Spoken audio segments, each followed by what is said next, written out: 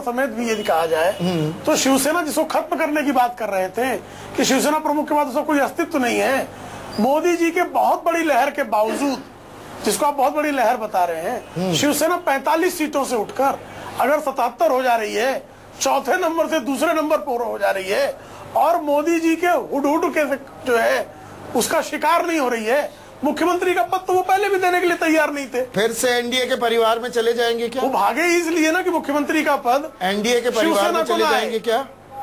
NDA के परिवार में चले जाएंगे? कौन? आप?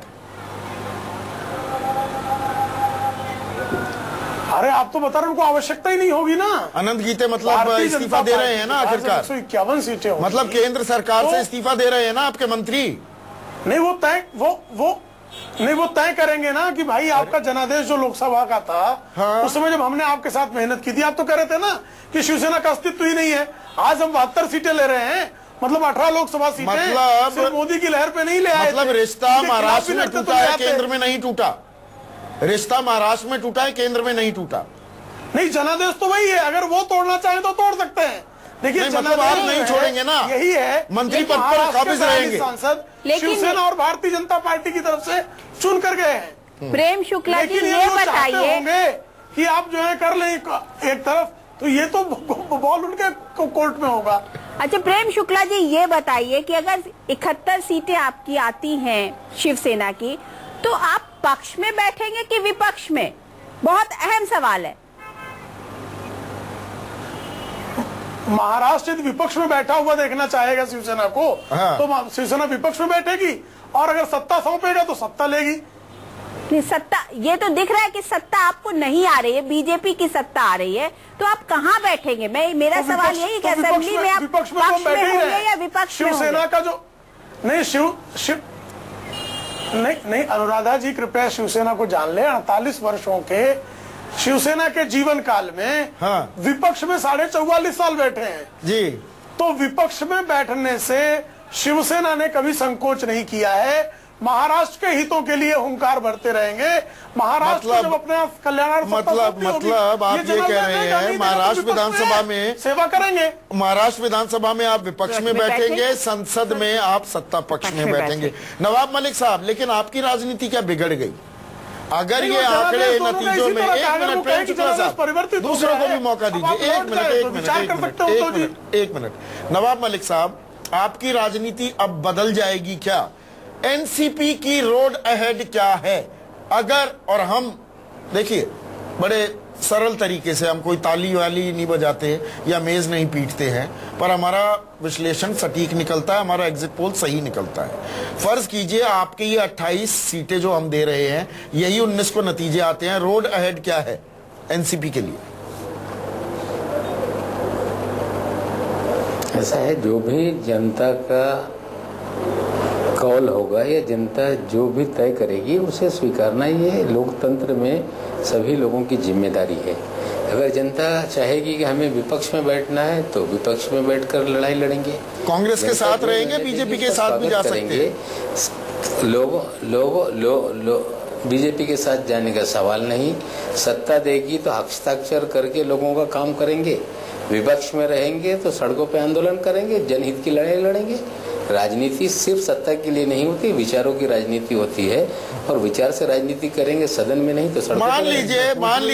मान लीजिए हमारा ये एग्जिट पोल गलत हो जाता है, होगा नहीं, पर मैं मान लीजिए आर्गुमेंट सेक के लिए कर रहा हूं, बीजेपी 120-25 पर अपने आप नहीं, आप क्यों कर रहे हैं? आप अपने एग्जिट पोल पे कायम रहिए। अरे सर, आप अपने एग्जिट पोल पे कायम रहिए। नहीं, आप अगर दिखा रहे हैं तो क्यों उसको अपने आप की अपने एग्जिट पोल को क्यों नकार रहे हैं? सर बहुत इत्मीनान में अपने एग्जिट पोल पे कायम रहिए, उसे नकारिए नहीं। सवाल को सुन लीजिए जो मैं पूछ रहा हूँ, सुन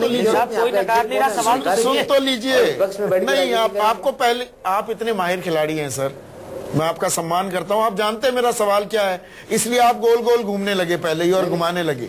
मेरा सवाल यह है कि 120-25 आती है, फर्ज कीजिए बीजेपी की, एनसीपी तो समर्थन नहीं देगी ना किसी भी कीमत पर बीजेपी को? बिल्कुल नहीं, विचारों से समझौता नहीं होगा। जी विनोद शर्मा कुछ पूछना चाह रहे हैं। विनोद। नवाब मलिक साहब, जरा इस पे जरा आहिस्ता, जरा इत्मीनान से सोच के बोलिएगा क्योंकि जो मैं, बुरा मत मानिएगा, मैं बहुत इज्जत से आपको ये बात बता रहा हूं कि बीजेपी का अभी तक जो एनसीपी का जो अभी तक कार्यकलाप रहा है वो ये रहा है कि it is a no commitment party. Commitment कहीं नहीं है उसकी। केंद्र में एक जगह पे उधर सांगमा जी अपना जुलूस लेके कहीं और निकलते थे, आप प्रोविंसेस में हमेशा कांग्रेस के खिलाफ लड़ते थे, आपका ये मुगालता रहता था, आपको ये कंप्लेंट रहती थी कि आपको वो सही नंबर सीट नहीं दे रहे हैं। तो एनसीपी का जो एम्बिशन था कि नेशनल लेवल की पार्टी बने, उसके संदर्भ में वो सत्ता उसके लिए बहुत जरूरी होगी। और अगर एनसीपी सत्ता में नहीं रहती है और जो एनसीपी का आज के दिन वजूद है महाराष्ट्र में भी, जो शरद राव से घटकर अजीत पवार में सिमट गया है और अजीत पवार लगभग संजय गांधी की तरह बिहेव कर रहे हैं, जिसने संजय गांधी ने तो इंदिरा जी को भी मार्जिनलाइज कर दिया था जी। और अजीत पवार आज के दिन जो फेस कर रहे हैं, जो शरद पवार फेस कर रहे हैं अजीत पवार से, वो संजय गांधी जैसा स्वरूप है, क्योंकि वहां पर जो लोकल यूनिट है उस पर उन्होंने शायद अपनी शिकंजा बना के रखा हुआ है। तो बड़ी आज के दिन मैं समझता हूं दुविधा में आपकी पार्टी अगर सत्ता से बाहर हो जाती है। जी नवाब मलिक साहब, जवाब चाहिए। देख लीजिए, नो कमिटमेंट पार्टी इस तरह से ठीक है, आपका ओपिनियन है, हर व्यक्ति को अपनी राय रखने का अधिकार है। आप ये बार बार भ्रमित करने का काम पिछले 15 साल से होता रहा कि एनसीपी बीजेपी के साथ जा सकती है। 99 के नतीजे से पहले भी ये बात होती रही जी। फिर इस बार पूर्ति, यानी कि आप कोई समझौता नहीं करेंगे, आप ये कह रहे हैं। मैं थोड़ी हरियाणा की तस्वीर भी दिखा दूं, हमने महाराष्ट्र की लगातार बात की है। हुसैन दलवाई साहब, मैं आपके पास आता हूं, लेकिन हरियाणा की मैं तस्वीर एक बार दिखाना चाहूंगा। हरियाणा की तस्वीर क्या उभर कर सामने आ रही है। बीजेपी अपने दम पर सरकार बनाती दिख रही है। बीजेपी के खाते में 52 सीटें जाती दिख रही हैं।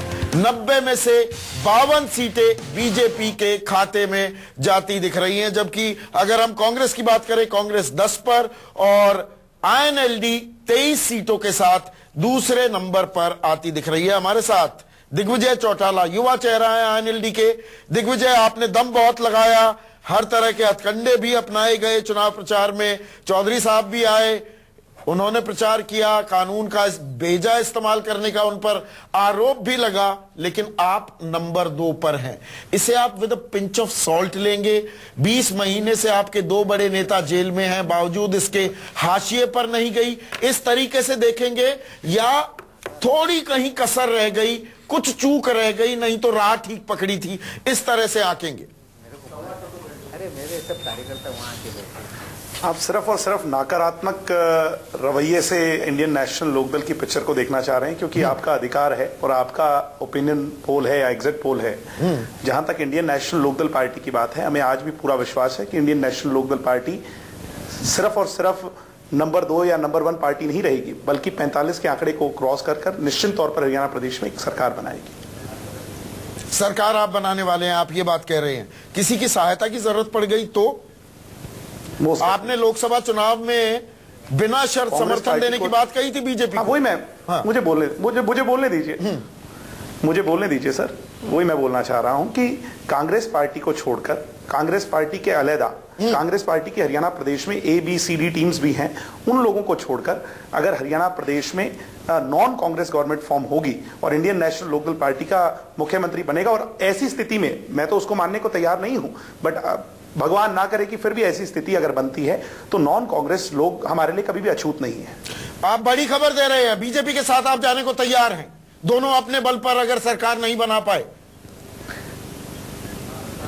मैंने आपको एक बात बिल्कुल स्पष्ट कर दी कि चौधरी देवीलाल जी 1972-73 जब इमरजेंसी लागू हुई थी, उस दौर के अंदर कांग्रेस पार्टी से अलग हुए थे, और उसके बाद अकेले ऐसे राजनीतिक दल इस देश में हम हैं, और इस बात को कहते हुए हमें बहुत गर्व है कि हम और अकाली दल अकेले ऐसे राजनीतिक दल हैं जिसने कभी कांग्रेस पार्टी के साथ हाथ नहीं मिलाया। आप बीजेपी के साथ हाथ मिला सकते हैं? मैंने कहा कि कांग्रेस पार्टी के साथ हम कभी भी हाथ नहीं मिलाएंगे। उसका मतलब यही हुआ ना, जनता पार्टी या किसी भी अलग, मतलब यही हुआ कि आप बीजेपी के साथ जा सकते हैं। मैंने आपको बिल्कुल स्पष्ट कर दिया। हमारी आइडियोलॉजी, हमारे दिखाया गया रास्ता चौधरी देवीलाल जी यही कहकर के गए हैं कि कांग्रेस पार्टी में चौथी पीढ़ी चौधरी देवीलाल जी की हूं, मेरी अगली 40 पीढ़ियां भी कांग्रेस के साथ हाथ नहीं मिलाएंगे, बीजेपी के साथ मिला लेंगी। मैंने ये नहीं कहा बीजेपी के साथ मिला लेंगे, ऐसी परिस्थिति बनेगी नहीं। नहीं, आपने कांग्रेस से साफ इनकार कर दिया, आप बीजेपी को इनकार नहीं कर रहे तो मैं हाँ मान रहा हूं। अगर हम नंबर 1 पर हुए और आपकी बात मान ली जाए कुछ देर के लिए, और कहीं ना कहीं अगर ऐसा ब्रिज कोई संगठन बने, आप सिर्फ भारतीय जनता पार्टी की क्यों बात करते हैं, मैं कहता हूं कि निर्दलीय भी होंगे और कुछ लोग भी होंगे, अगर कहीं ना कहीं अगर ऐसा ब्रिज रह जाए जिसको ब्रिज बनाकर हमें क्रॉस करना पड़े तो उसमें क्या दिक्कत है। नॉन कांग्रेस, मुझे ब्रेक में जाना है, मुझे ब्रेक में जाना है। आखिरी बार एक सवाल, उस रास्ते पर हम चलने के लिए, मैं आखिरी एक और सवाल, ब्रेक में जाने से पहले आगे मैं चर्चा आपसे जारी रखूंगा। हुसैन दलवाई साहब से बात करनी है। अगर आप नंबर 1 पार्टी बनते हैं, 45 का आंकड़ा नहीं छूते, आपका मुख्यमंत्री बनवाने को बीजेपी तैयार हो जाए, आप बीजेपी से हाथ मिलाने में गुरेज नहीं करेंगे, क्या मैं सही समझा? ये फैसला डेफिनेटली पार्टी के लोग लेंगे, मगर मुझे जहां तक मेरा कहने का सवाल है और एक जिम्मेदाराना स्पोक्समैन के तहत मैं कह सकता हूं कि नॉन कांग्रेस गवर्नमेंट अगर हरियाणा में फॉर्म हो तो हम उसका सबसे बड़ा हिस्सा बनने को तैयार हैं। दिग्विजय, आपसे चर्चा जारी रखेंगे। हुसैन दलवाई साहब, माफी चाहूंगा, आपको थोड़ा सा रोके रखा है और मरीन ड्राइव पे भी हमने शो किया था, वहां भी थोड़ा आपको रुकना पड़ा था, आपके हिस्से ही रुकना आता है।